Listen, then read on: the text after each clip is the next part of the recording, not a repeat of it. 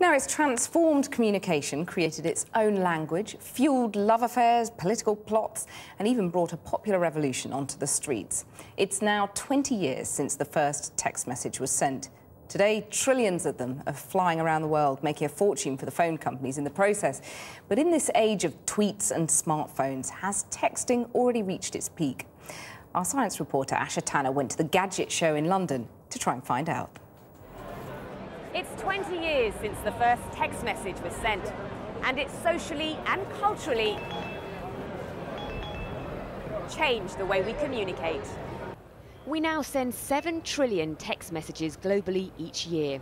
The very first SMS short message service sent simply read, "Merry Christmas." Hello. Texting was a function for technology geeks and wasn't meant for the public. Yes, hello. Handsets were bulkier, and no one could have predicted the rise of the text boom.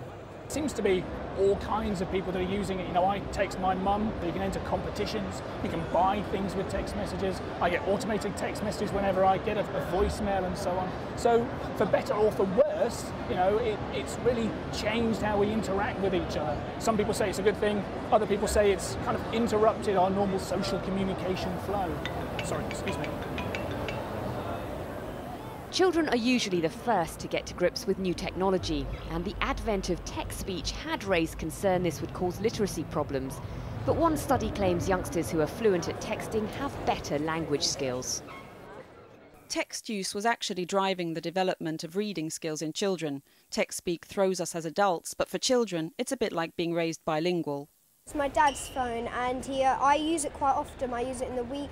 I prefer texting than ringing because I find it more, I enjoy it more, and I'm quite fast, so it's quite easy, and I sometimes send photos. How often do you text? About 4 or 5 times a week. And has it changed the way you communicate? No, I think it's just another element to the way you communicate these days, along with email and phone and mobile phone and so on. Research across messaging habits found 18 to 25-year-olds send more text, on average 133 text messages per week. Men communicate via text more than women, but send shorter messages. Women are likely to send longer messages with more emotion. SMS messaging has not been without controversy. Texting while driving, text bullying, and then embarrassing or rude messages we all wish were lost in the ether. But with the rise of other social media communication, texting is fast becoming the granddaddy by technology standards. So, is text messaging on the way out, though?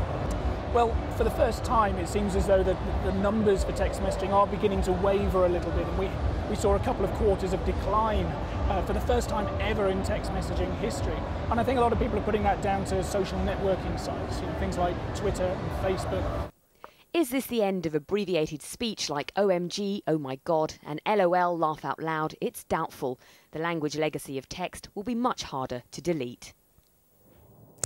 IMHO, rather an interesting piece that. Now, after the break, making a movie out of an unfilmable tale. I've been to meet the Oscar-winning director Ang Lee, who's brought the magical realist fable Life of Pi to the big screen.